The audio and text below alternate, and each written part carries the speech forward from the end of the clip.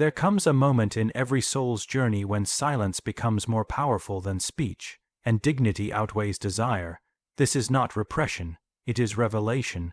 It is not withdrawal, it is the emergence of something deeper than what the surface world can ever give you. Don't speak, don't beg, is not a call to coldness. It is the sacred refusal to betray your inner kingdom for outer crumbs. There is a sacred intelligence in retreat. When the soul withdraws, it is not vanishing, it is gathering. It is collecting fragments of itself that were scattered across false connections, unworthy battles, and loud places that never listened. The world teaches us to stay visible, to be constantly available, to speak even when there is nothing left to say. But the soul knows better. It does not perform for attention. It seeks alignment. When it pulls away, it is not abandoning the world, but refusing to abandon itself. This withdrawal is not weakness. It is the pause before power returns. It is the descent into the inner cave where all masks are dropped and all roles dissolve. Here, in the stillness, the soul finds its original voice, the one untainted by expectation or rejection. The silence becomes a sanctuary. In this silence, you do not need to explain who you are. You do not need to defend your worth. You simply are whole, hidden, and burning quietly. Too often we mistake noise for truth, and movement for meaning. But the soul reclaims its strength in the unseen. It steps away from shallow waters and seeks the depth where the self is not diluted. This is how true transformation begins, not in reaction, not in explanation, but in the bold decision to return inward, to protect what is sacred within from what is chaotic without. To withdraw is not to disappear, it is to become rooted. It is a silent rebellion against all the ways you've been trained to prove yourself. You no longer shout across the void hoping to be heard. You become the ground itself. And from this ground, when you rise again, you do not return as the same self who left. You return as one who has remembered their origin and reclaimed their fire. To beg is not merely an act of desperation. It is a profound forgetting of the soul's original dignity. It is the moment you hand your worth to someone else and wait for them to decide what it's worth. When you beg, you no longer speak from your inner authority. You plead from your wound. You shrink your vastness into a shape that might be tolerated, accepted, or loved by those who cannot even see themselves clearly, let alone see you.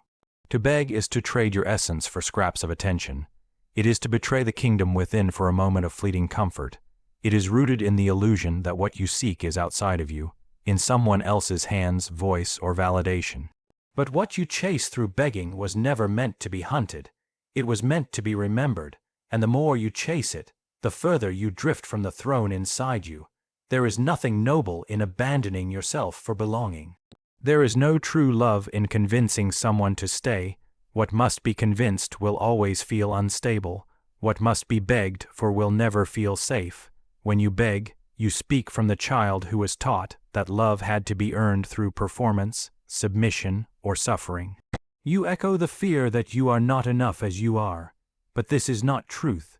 It is a shadow script you no longer need to read from. There is a silence far more powerful than begging, a stillness that says, if you cannot meet me where I am whole, then I will not shatter just to reach you. The more you know who you are, the less you chase, the less you explain, the less you need to be chosen, because you have already chosen yourself, and in doing so, you make space for something far greater than approval. You make space for alignment. To stop begging is not to become cold, it is to become sacred. It is to remember that you were never meant to kneel before anything that asks you to forget your own divinity. To beg is to abandon the center of your being for the illusion of external rescue. It is not simply a plea, it is a fracture. In the moment of begging, you surrender not only your words, but your memory of who you are. You shift from soul to shadow, from wholeness to hunger. You forget that you are already rooted in something eternal, and instead, you extend empty hands towards someone else's uncertain gaze, hoping they will fill what was never theirs to hold. Begging is not born from love. It is born from abandonment. Somewhere in your story, you were taught that your presence was not enough, that your needs were too much, that you had to earn care, perform for affection, kneel for crumbs, and so you learn to shrink, to explain, to apologize for your existence in hopes of being seen. But every time you do this, every time you beg for a place in someone's heart, you exile yourself from your own.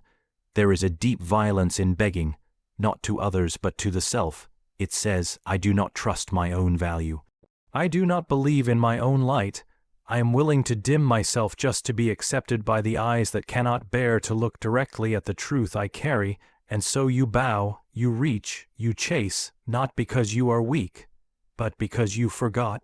You forgot you were already whole before they ever arrived. You forgot that your worth is not conditional, not up for negotiation, not shaped by whether someone else chooses you or not. To beg is to make yourself smaller than your birthright. It is to speak from desperation instead of depth, to perform for approval instead of embodying authenticity. And yet, the soul cannot thrive in chains. It withers under the weight of need that betrays its sovereignty. But the moment you stop, when you fall silent, when you draw back, when you reclaim your voice from the echo of unworthy prayers, you begin to return, not just to strength, but to essence, not just to dignity, but to memory. You remember that love is not something to be begged for. It is something that flows where it is honored. And if it does not flow, if it must be chased, explained, or justified, then it is not love. It is a wound reenacting itself. You are not here to perform. You are not here to convince. You are not here to beg. You are here to embody. And the moment you stop reaching outward for scraps, something ancient rises within, the self you lost when you first knelt. And this self does not plead. It remembers, it reclaims, it radiates. Silence is not the absence of speech. It is the presence of something deeper than words can carry.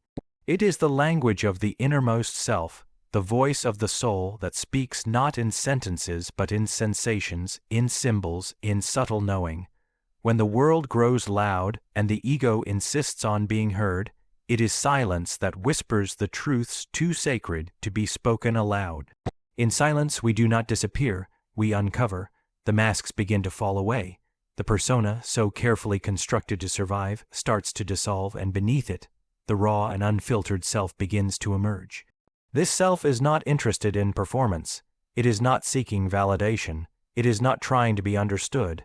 It is simply being whole, still, eternal. The deepest truths of our existence do not come in shouts.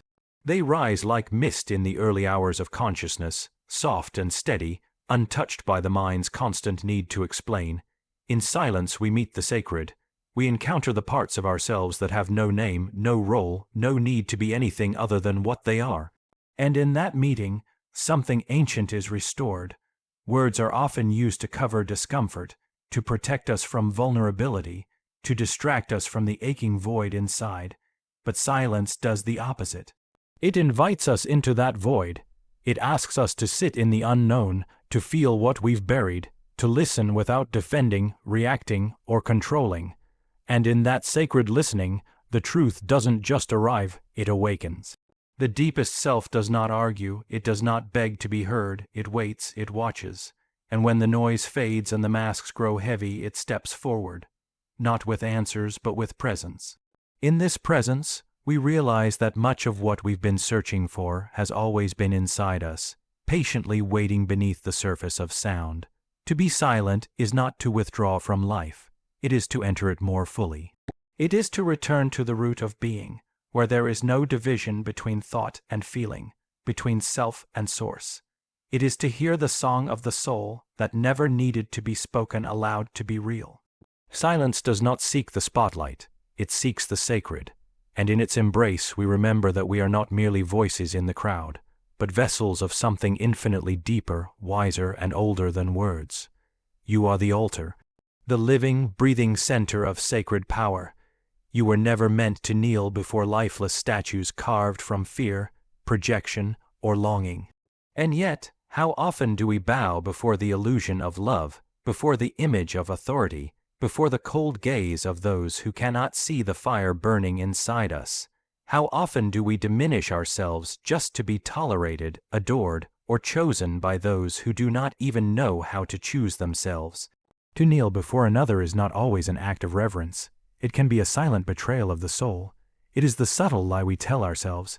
If I just make myself smaller, softer, more obedient, maybe they will love me, maybe they will stay, maybe they will finally see me. But they cannot see you not truly, because you have stepped off your own altar and placed them on it instead. This is not humility, this is self-erasure, and it is a ritual performed daily in the temples of unworthiness. You trade your truth for peace, your power for proximity, your dignity for the illusion of connection. But no statue can bless you. No false god can give you what you've exiled from your own heart. The altar is not outside of you. It was never in the hands of the person who left, the system that rejected you, the authority that shamed you. It is in your breath, your blood, your silence, your stillness. It is in the way you rise each time you're ignored. It is in the way you choose yourself when no one else will. You are sacred, not because someone else says so, but because existence flows through you. Stop kneeling. Stop offering pieces of yourself to those who do not know how to receive them. Stop praying to statues built from your own wounds. The moment you stand, truly stand, you remember that no one is coming to save you, because nothing within you is lost. You remember that the divine does not ask for your begging, only your becoming. To honor yourself is not arrogance. It is alignment. When you return to your altar, when you root yourself in your own worth, the false idols crumble. The old patterns of seeking approval disintegrate. The need to be chosen fades, and in that space the sacred rushes in, not from above but from within. You are not meant to kneel, you are meant to radiate, to embody the truth that you are the source, not the seeker. The fire, not the ash, the altar, not the offering. What is meant for you will not need to be chased, explained, or convinced. It will not ask you to translate your soul into a language that betrays your truth. It will not demand that you shrink, soften, or silence the parts of you that speak the loudest in silence. What is meant for you will already carry the resonance of recognition. It will know how to listen. There is a deep ache in being unheard, in offering your inner world to someone who only sees your surface.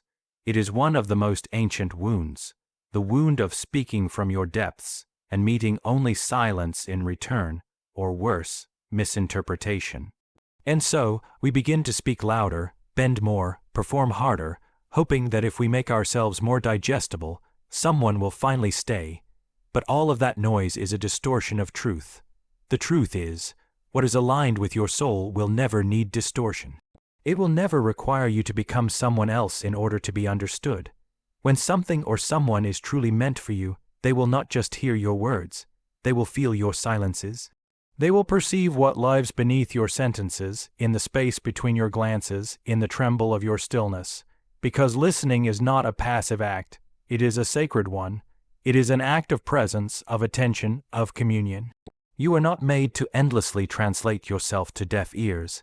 The energy you waste trying to be understood by what is not yours is energy taken from what is.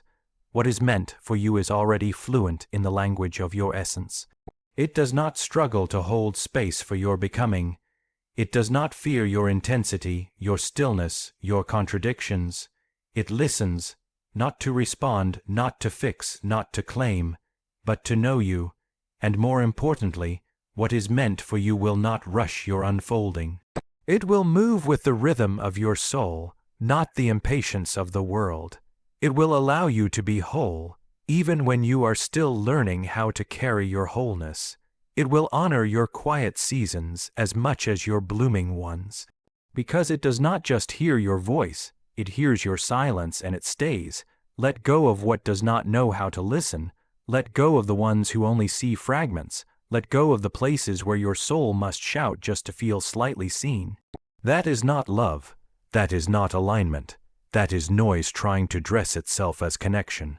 There is something, someone, somewhere that already hears you, even in your quiet, even in your stillness, even in your pulling away. It does not demand to be chased because it knows the sacred law. What is meant for you will never require you to abandon yourself to find it. It will rise to meet you where you are, fully, honestly, and in the quiet, it will say, I see you, I hear you, I remember you.